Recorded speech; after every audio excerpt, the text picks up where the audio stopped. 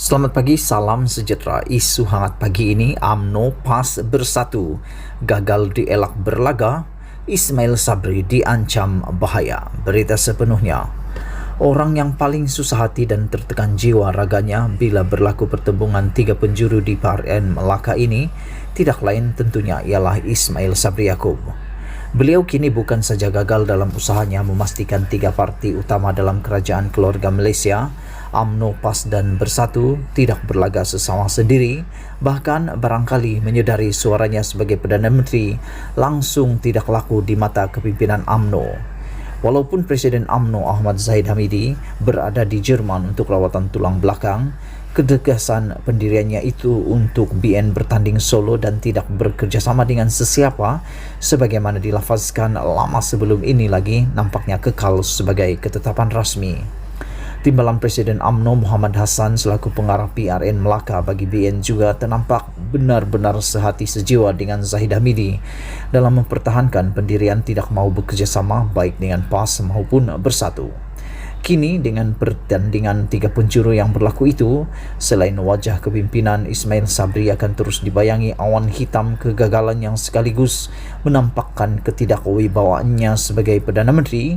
Beliau juga tentu sedang pening kepala sama ada mahu turun sama berkempen di Melaka atau sebaliknya. Kalau beliau turun berkempen untuk membantu calon UMNO, tambahan lagi di kawasan di mana UMNO berlawan dengan PAS atau Bersatu, tindakannya itu boleh saja mengundang rasa kecil hati kedua-dua parti yang bertanding atas tiket PN itu. Sementara Bersatu dan PAS menyokongnya sebagai Perdana Menteri di peringkat pusat, tentulah ternampak tidak kena jika beliau berkempen untuk UMNO bagi mengalahkan calon kedua-dua parti itu. Jika Ismail Sabri memilih turun berkempen untuk membantu Bersatu dan PAS atas keinginannya menjaga hati Mahyadin Majedzin dan Hadi Awang yang sama-sama mendukungnya sebagai Perdana Menteri, sudah pasti UMNO pula akan berasa hati. Akan ada suara-suara yang mengecamnya atas jawatannya sebagai naib Presiden UMNO serta menjadinya sebagai Perdana Menteri juga kerana adanya sokongan daripada UMNO.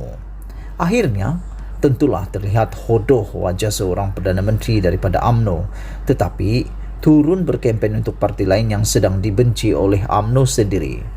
Pilihan seterusnya ialah turun berkempen untuk UMNO dan turun juga membantu PAS dan Bersatu sebagai tindakan untuk menjaga hati semua. Namun, pilihan ini akan mendedahkannya kepada bahan ketawa kerana tidak masuk seorang Perdana Menteri membantu semua parti yang sedang bertembung sesama sendiri. Mungkin dalam hal ini jalan paling selamat bagi Ismail Sabri ialah beliau langsung tidak turun berkempen, baik untuk UMNO maupun untuk PAS dan juga Bersatu. Dengan demikian, tiada sesiapa boleh berasa kecil hati terhadapnya. Tetapi jangan pula dilupa atas kedudukannya sebagai Perdana Menteri daripada UMNO meskipun hanya berjawatan naib Presiden, tidak turun berkempen dalam pilihan raya membantu parti sendiri boleh pula membuatkan akar umbi parti menjadi marah, kecil hati dan menganggapnya sebagai pemimpin yang tidak berguna. Biasanya seseorang pemimpin itu atas nama jawatan dan kedudukannya dalam kerajaanlah digunakan secara langsung dan tidak langsung untuk membantu parti menang dalam pilihan raya. Apabila Ismail Sabri tidak dapat datang membantu, kedudukannya sebagai Perdana Menteri selepas ini pastinya menjadi tidak dipedulikan lagi oleh UMNO. UMNO lebih mungkin akan berkehendakkan calon lain yang tidak ragu-ragu terhadap parti sendiri sebagai Perdana Menteri. Selepas itu, apabila keputusan PRN Melaka telah diketahui, sekali lagi ia juga memberi kesan kepada Ismail Sabri. Jika UMNO dan BN menang, seterusnya berjaya membentuk kerajaan negeri dengan Ismail Sabri turut sama turun berkempen, hubungannya dengan PAS dan Bersatu tentu saja tidak lagi semesra dulu. Silap-silap sebagaimana sebelum ini UMNO menjatuhkan Mahyadin dengan gerakan diketuai Zahid Hamidi dan Najib Razak, kali ini Ismail Sabri pula yang bakal dijatuhkan oleh PN dengan Mahyadin dan Hadi Awang pula berpakat bersama. Walaupun ada yang berkata perkara itu mustahil boleh berlaku, tetapi harus diingat, tiada benda yang mustahil dalam politik. Lihat saja bagaimana UMNO dan PAS boleh berbaik semula setelah berpuluh tahun bergaduh. sehingga mengenai akidah dan bagaimana PAS boleh bersama dengan Mahyadin meskipun bekas Perdana Menteri itu pernah mengatakan PAS adalah parti ajaran sesat. Kalau UMNO kalah dan gagal membentuk kerajaan negeri, Ismail Sabri tetap tidak terlepas daripada dihayun dan dipersalahkan oleh partinya sendiri. Beliau akan ditohma tidak cukup membantu atas kapasitinya sebagai Perdana Menteri untuk memastikan kemenangan buat UMNO.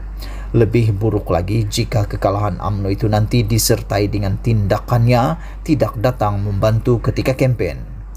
Begitupun jika BN menang di Melaka, tanpa kalibat Ismail Sabri datang membantu kempen untuk UMNO, ini lagi bahaya buat masa depannya. Bermakna tanpa ada Ismail Sabri sebagai Perdana Menteri datang membantu pun, UMNO dan BN tetap boleh mencapai kemenangan. Dengan sendirinya, beliau sudah tidak diperlukan lagi dalam UMNO dan pemimpin lain kemungkinan besar bakal ditonjolkan sebagai calon baru Perdana Menteri selepas PRU15 akan datang. Menang atau kalah buat UMNO di Melaka ini, dan sama ada Ismail turun berkempen atau tidak, kesan bahayanya tetap ada kepada masa depannya. Ditulis oleh Sahbudin Husin. Sekian isu hangat pagi ini. Jangan lupa tinggalkan komen Anda, tekan butang subscribe, dan kita jumpa lagi. Bye-bye.